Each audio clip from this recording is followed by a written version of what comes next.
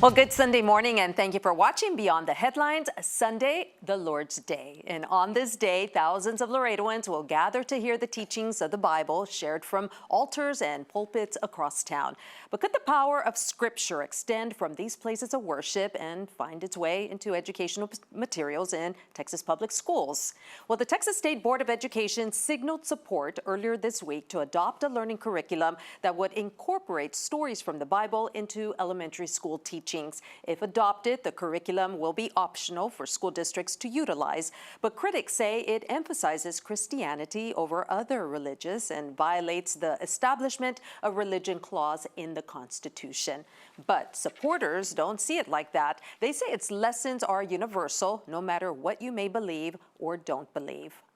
And I believe that teaching the Bible in school at a young age will help the students improve as they grow. They have something to fall back. We see how the students go through different things, anxiety, fear, not having self-control. And when you look at the Bible, all these things are addressed in the Bible. So teaching them at a young age will help the student as they grow to have a sense of direction. And in hundreds of comments on social media, opinions split in all directions, like this one, where one viewer commented on its historical importance and academic value, but said it shouldn't be forced. Others supported its widespread values like kindness, humility, and love that could benefit everyone, regardless of faith. But others were adamant that the lessons had no place in schools, saying schools have one goal and one goal only: to teach its core subjects. Others simply said it was a parent's responsibility, not a teacher's, and said that lesson plans should have practical lessons for life skills like paying taxes and budgeting. And of this recording, the state board had not finalized their vote on the Bible-based curriculum. That's where we start this morning's discussion. And of course, we have our panelists, Sergio Mora, who is a constant contributor here at KGNS, and of course, our KGNS General Manager, Luis Villarreal. Good morning, gentlemen. Good morning. Good morning. So, lots of people commented on this one. We received so much traffic on our social media platforms because people are just split up the middle on this one. Well, one thing to take into consideration, this is the curriculum named Blue Bonnet that the state had developed. And they're saying, okay, you don't have to adopt it, but it's offering $60 per student for the districts that do adopt it. So they have an incentive to adopt it. My opinion is it's basically saying, okay, we're doing math. And then they say, okay, Jesus had 4 lambs, he sold 2. How many does he have left? Yeah, and so it's it's I mean a little bit more complex than that. It's using it to teach lessons like the golden rule, etc. Mm-hmm. But I mean, critics say, you know what? Yeah, they're good lessons and everything, but I mean, Christianity is not the only religion that these students observe. There's a lot of Muslims, Hindus, etc. You name it, and there's the separation of church and state. While a good idea, because the Bible has some good teachings, it's completely unnecessary to get the points that they're trying to get across, and it opens up this sort of controversy. And the division of church and state is obviously a bedrock of the founding of this country. How's that working for us? It's, well, you tell me. I don't know. You tell me. How's that working for us? They want to, one of the other things that they're going to be pushing next session is the introduction of the 10 Commandments in classrooms. And so it's obviously a lobby that's really trying to get Christian teachings into the classroom. And I mean, I think that having that Can you look at it from a historical standpoint, not from a religious standpoint? Yeah, I mean, obviously Christianity was very influential in the founding of this country and continues to be so. But at the same time, the reason that this country works so well is because we compartmentalize. I have trouble with that word. Compartmentalize, and education is over here, and my religion is over here. You know. Yeah. So I mean, but you just said something that is very interesting. You said the reason things work so well. Is that what you just said? What? Yeah. You just said something to the extent of the reason this country works so well is because they've strictly well, I'm going to challenge you on that one. Does this country really work that well? Well, I mean, so I mean, you're You're assuming you're saying that the way we've done things over the last couple of centuries has been perfect, and obviously the evidence suggests the contrary. Yeah. And a lot of people would argue that specific separation between church and state, or the inability for moral teachings to be brought, and let's not talk about religious teaching, but let's talk about moral teachings being brought to bear. Yes, I agree 100% that they're the responsibility of the family, but by removing that, you are removing a historical portion of education that does shape individuals as they're growing up. And so, quite frankly, I don't have a problem if it's optional or not optional or whatever. I just think that we're going down the road of addressing very individual things, and didn't we just learn the lesson that people are not in the mood to be talking about these minor things that are on the edges, and that we should be more concerned with whether kids can do math or not. And so I don't think why you have to remove it or not, specifically since it's being done voluntarily. Right, and I was just going to talk about that. I have no problem, like you, Luis, in introducing this at schools. I think that there's so much hatred right now in our country that anything that we can do just to try to teach a little bit more kindness and humility and tolerance, if nothing else, tolerance would be a good thing. I understand the whole, religion thing, because I do feel for children that are being raised at home with other religions, Muslim religions and others, and I feel like that might confuse them a little bit. But at the same time, maybe something optional would be great. Maybe after school, optional Bible teachings would be great. I'm all for that. I would have loved, as a parent, and as a parent who works long hours, I would have loved a little extra help in having my kids be more tuned with the Bible. Of course, we're Catholic, so I would have loved that. But I do understand lots of families are not. So don't misunderstand me. I'm not advocating for religious education in the public school system. That's not what I'm saying.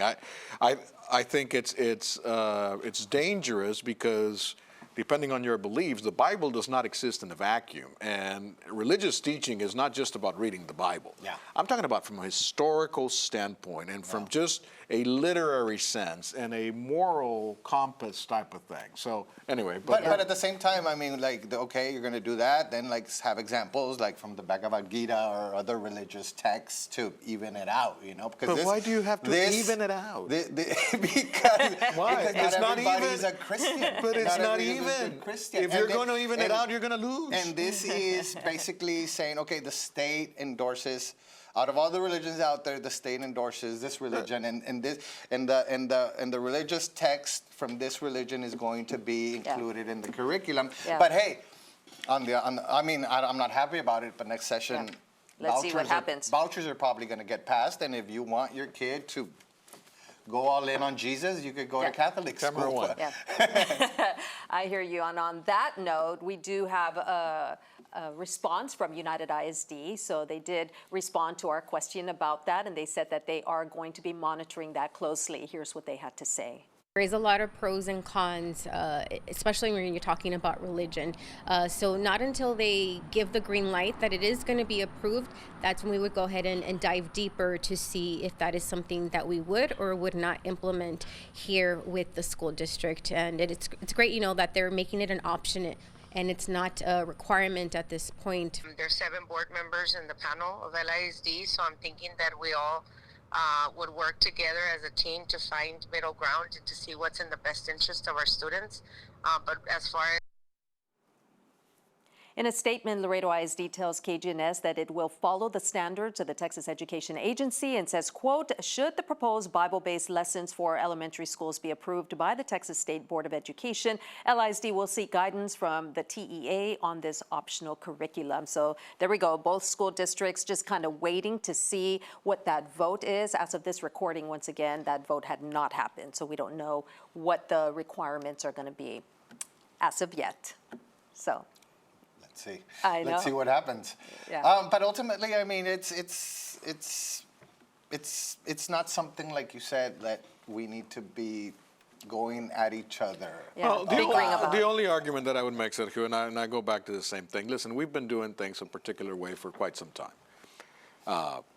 Maybe it's time we try a few things different. You know, I mean, listen, you cannot sit here and tell me that our society and our education system and our overall well-being of our children has not been challenged. Yeah, of course. And you know, you cannot continue to do things the same way you've done them and expect things to change. You know, what is that definition of insanity? Keep Yeah. doing Right. the same things over And and over. expecting something expecting different. a different Yeah. result. And so, listen, I mean, we're not tying kids to a desk. We're not, you know, I've always said that, you know, we've been teaching. You're for corporal punishment. We've I been bet. we've been teaching the same way for decades. I mean, I'm not going to say centuries, but I mean, our school schedules have not changed. All this technology has come in and out and changed our lives or whatever, and school schedules haven't changed. The duration of the school year hasn't changed. None of those things have changed. And I'm not saying that necessarily that they should, but Yeah. you know, let's explore possibilities. Think out of the box. Can we try and make things better? And okay, so Yeah. how Why does not? that But the hurt? thing is, I mean, Why not? you have nation states, and the people that push these kind of things are of the mindset that religion should be in government, etc., pushing for theocracies like what happens in the Middle East, where religion, the law is the Quran or something like that. I mean, if you read what the people that push these kind of things, that's the kind of society that they would like. And so I think that we have to push back and say, look, worship as much as you want, whatever you want, but when you enter a public building, leave it outside, because here we're going to talk about science, we're going to talk about math, we're going to talk about the skills that are going to help you succeed as a citizen. And we don't have to talk about the things that make you a good person. Well, recommend like kindness, honesty. Recommended. Those are the recommendations, but the rest are, you know. There's all these religions, guys. But Take we your want a pick. If you want a well-rounded spiritual person, too. life. No, I think you're We want kind oversimplifying the things. individuals. Yeah, I mean, I don't think it's about religion. Again, I mean, let's not, you know, put anybody in a corner and talk about religion. I'm talking about just downright right or wrong. Yeah. And morals, and Of you know, course, yeah. so you cannot legislate that out of schools or out of anyone. I mean, There's ways to teach that without invoking any particular religion. you're not invoking anything. You're Yeah. telling a story. Yeah. Yeah, but they say, On the okay, Ten from the Commandments. Bible, this story teaches us that we should be I- kind and good and giving. That's a good I know. lesson. But why but throw why- in the It's, Bible? well, we just need to, I'm with you, we need to do something different because we got to I change mean, our if you want to do students. just something different, let's Yeah. teach meditation to the kids, breathing exercises, things to manage their emotions, let's breathe. regulate their emotions. That's a much Okay. better idea than waiting Okay, into we got to take a this. break. Okie doke. Well, on that note, I know, breathe in, breathe out. When we come back, location. Trump is offered land for his deportation plans in South Texas. We're going to discuss those after the break. Stay with us.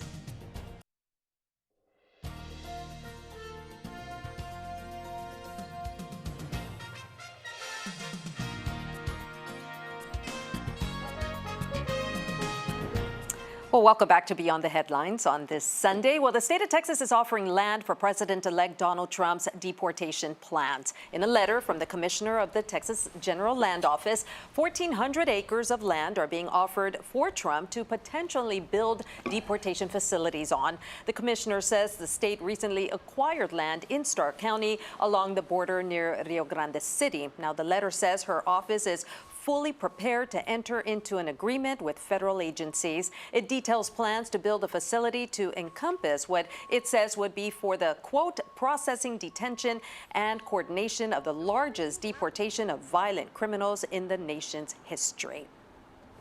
So, Texas wants to give them land to do this, to prepare for the mass deportations. Where did this come from? I don't know. I didn't have an idea that they were going to do it. But it's interesting to note that Governor Abbott and Lieutenant Governor Dan Patrick all of a sudden announced that since Trump is going to do such a stupendous job securing the border, they don't have any need for Operation Lone Star anymore, which is the like $11 billion program that the state deployed in terms of BPS and facilities and what do you call them? Obstacles along the border. So I thought that was interesting. And they're saying, okay, well, we're not going to be doing that. We're going to use the money for something else.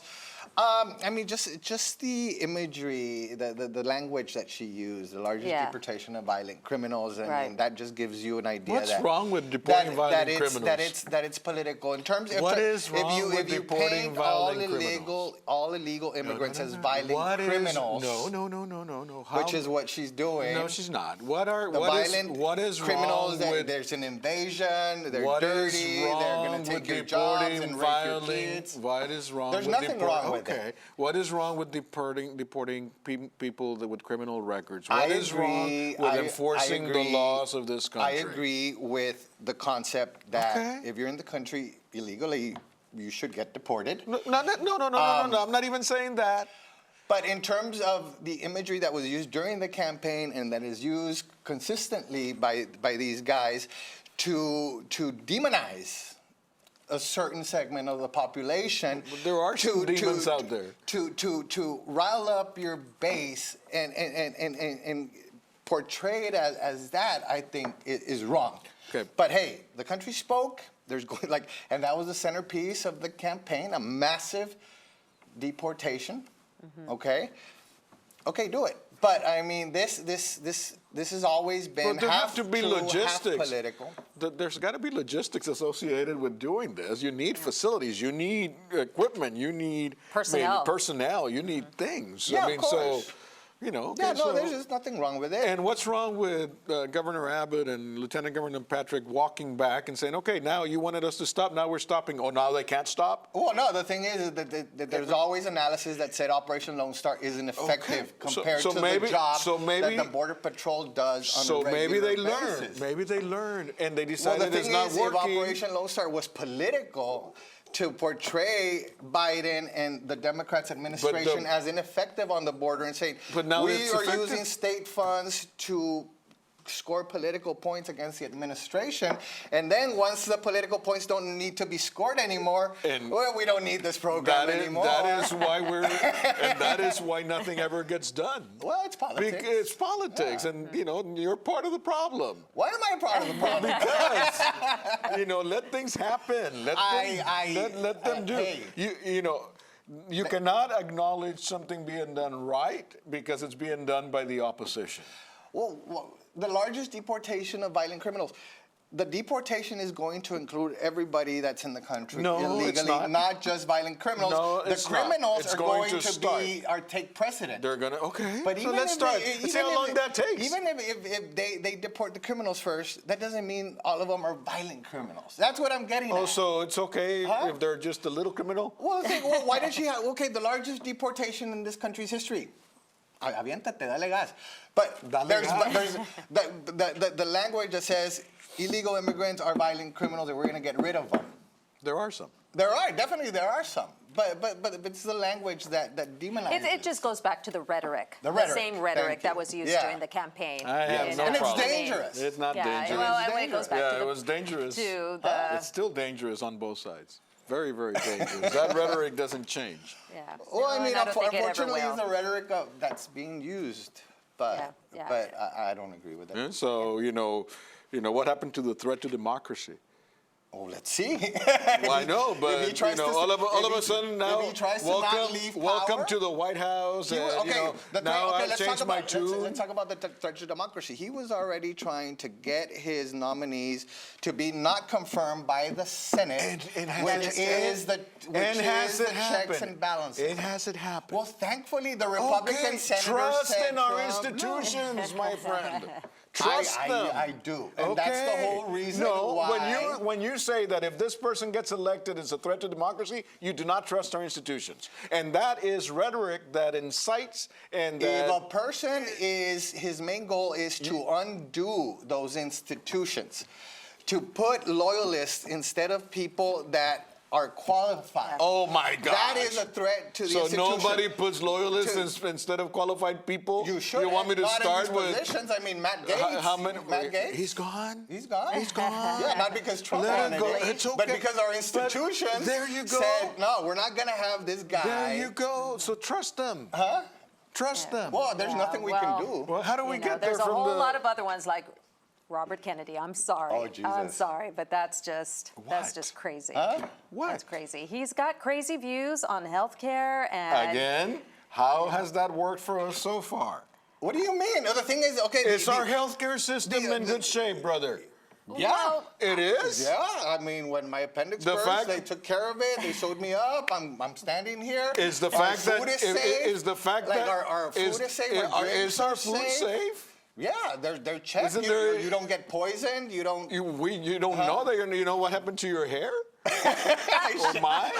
Why do you have to bring that up? How do you know? Why do you have to bring that up? I'm sensitive about that. I just, you have medications that cost 100 times more in this country That's than they right. cost across the border. But we're going back. No, we're not going back to anything. There are serious problems with a lot of issues across our country, and every time somebody wants to do something to change them, oh no, they're crazy. Certain things should be based on science. on The facts, vaccines. The vaccines. Yes, the vaccines. You get a conspiracy theorist. We gotta go. Okay. Well, we're gonna take another quick break. When we come back, it's the one thing that our panelists cannot stop thinking about. Stay with us. Welcome back, everybody. It is the one thing that our panelists cannot stop thinking about. Sergio. Well, Mindy, I was in Las Vegas last weekend, and I got I got a chance to, I was in mourning for the election. I went to Vegas, and I got a chance to visit the Sphere. I was a little skeptical, but I was blown away. The Sphere is 366 feet high, 516 feet wide. Wow. The screen is 16K resolution. Oh, so most TVs are like 4K stuff. So imagine 168,000 square feet of high definition LEDs, 167,000 speakers, 20,000 seats. It costs $2.3 billion to build, 580,000 square feet of LEDs outside. Wow. And so this thing, I mean, when you go in it is there, massive and impressive. It's massive and impressive. It's a little stadium inside a bubble, like you said. And I highly recommend everybody. And they show movies, concerts. I know U2 played there sometime back, but I didn't go to any concert. They showed this movie called Postcards from Earth, from Darren Aronofsky, the director. Okay. And it just it's sort of goes through the history of humankind, etc., and it's just really, really impressive. Okay. It's a good sampling of what. Recommended from Sergio. Speaking of technology, and it looks like my head is good. Yeah. Speaking of technology, I don't know if any of you have seen. There's an Apple AI commercial about this guy. He's in an office and he needs to send a message to his boss, and so he starts typing a text, and it's kind of idiotic the way it's written. And then Apple AI rewrites it for him. And so the boss gets it and goes, oh, wow. Because it's very impressive. Because it's very well written.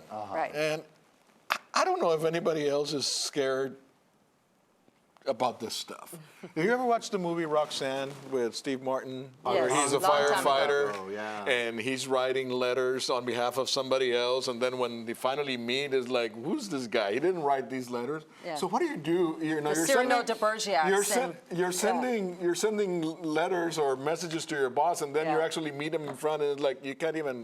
This guy's an idiot. Like, how do you deal with that stuff? Anyway, it's just scary stuff. It's the new normal. I guess, man. It is. Okay, well, my one thing. Okay, so do you guys remember that artwork that was sold for, it was like 6 digits. This was back in 2019, right? Oh, That's the old one. 150,000. Right. Well, they just sold it again. It got resold for $6 $6,250,000. So it just went to a Chinese collector. Well, we have our very own here. So the right one sold on Sotheby's. That's the one that sold for $6 million. Well, that's Scott Payne. He is our sales manager. He's got his own. He and his daughter Harley, she's 15 years old. They actually made theirs themselves with clay. They painstakingly painted it, duct taped it to the wall in his office.